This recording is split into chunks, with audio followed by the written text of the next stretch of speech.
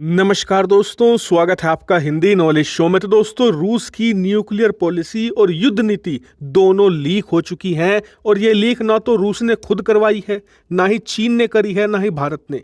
ये लीक करी है अमेरिका ने, और इसे अब पूरी इंटरनेशनल मीडिया कवर कर रही है, क्योंकि इसमें जो बातें लिखी हैं बहुत ही ज्यादा शॉकिंग है। खासकर कि रूस के सबसे बड़े खतरे या फिर कहें रूस के सबसे बड़े डर को लेकर। इसके अलावा इसमें भारत को लेकर भी बहुत सी बातें कही गई हैं कि भारत को लेकर रूस की लॉन्ग टर्म रणनीति है क्या, और क्या चीन को लेकर। चलिए बिना टाइम वेस्ट की वीडियो को शुरू करते हैं और सारी चीजों को एक एक करके जानते हैं। तो दोस्तों, जो ये रूस की युद्ध नीति या फिर न्यूक्लियर डॉक्ट्रिन जो लीक हुई है, इसमें सबसे पहली बात ये कही गई है कि रूस ने 2005 से ही चीन की सीमा के पास बहुत सारे न्यूक्लियर स्टोरेज बनाने शुरू कर दिए थे। जैसा कि आप इस मैप में देख भी सकते हैं, जितने पश्चिमी देशों के पास इनके न्यूक्लियर बंकर या फिर ये कहें कि न्यूक्लियर हथियारों की जो साइट हैं वो मौजूद हैं, उतने ही लगभग चीन के बॉर्डर के पास इन्होंने न्यूक्लियर हथियार तैनात करके रखे हैं। लेकिन ऐसा क्यों? तो देखिए, इन दस्तावेजों के अनुसार रूस को आज की तारीख में सबसे बड़ा खतरा ना तो अमेरिका से है,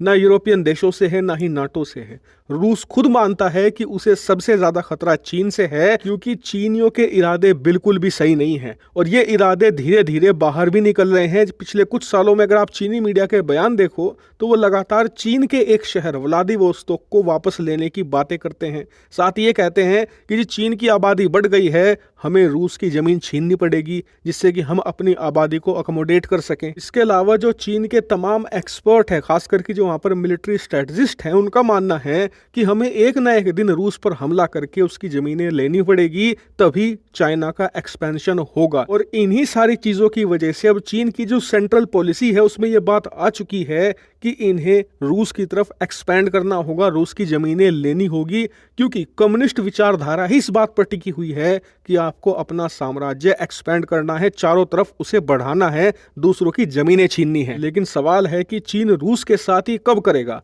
तो वो उस दिन करेगा जब रूस बहुत ज्यादा कमजोर हो चुका होगा। और सबसे खास बात, चीन आज की तारीख में बहुत ज्यादा इस्तेमाल करता है रूस का। रूस उसके लिए एक कीमती एसेट है। जिस दिन रूस का उसके लिए कोई इस्तेमाल नहीं रह जाएगा, कोई यूज नहीं रह जाएगा, उसी दिन वो रूस के खिलाफ भी एक्सपेंशन प्लान स्टार्ट कर देगा। और इसीलिए रूस को सबसे बड़ा डर है चीन का। और इसीलिए पिछले 15-20 सालों में चीनी सीमा पर इन्होंने अपने जो न्यूक्लियर साइट हैं वो लगातार बढ़ाए हैं।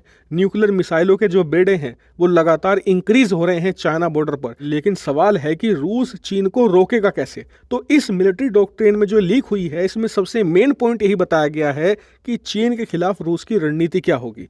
तो इनके अनुसार चीन पहले छोटा अटैक करेगा रूस पर, जिसमें वो टेस्ट करने की कोशिश करेगा कि रशिया में कितना दम बचा है, रूस उसे कितना रेजिस्टेंस दे सकता है। और फिर उसके बाद सेकंड वेव आएगी एक मैसिव अटैक की।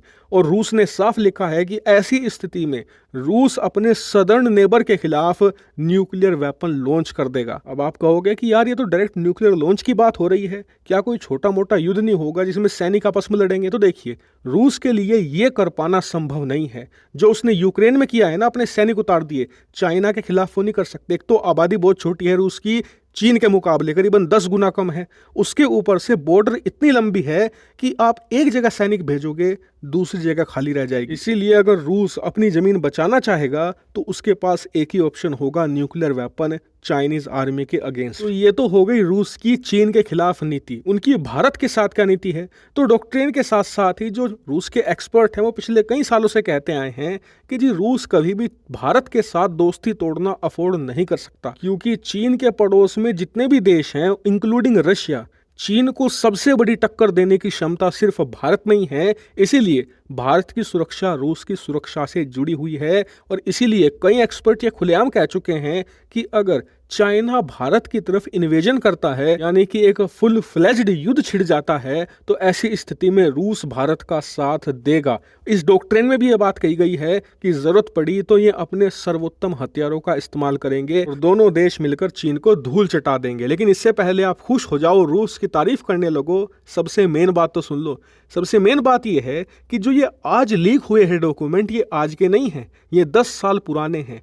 जो ये मिलिट्री डॉक्ट्रिन है इनका, ये प्लानिंग है जो पूरी, ये 2010 में इन्होंने बनाई थी। लेकिन उसके बाद बहुत चीजें बदल चुकी हैं, खासकर कि 2013 में जब चीन में शी जिनपिंग का राइज हुआ, उसके बाद तो रूस के साथ इनके रिश्ते ऑल टाइम हाई पर पहुंच चुके हैं।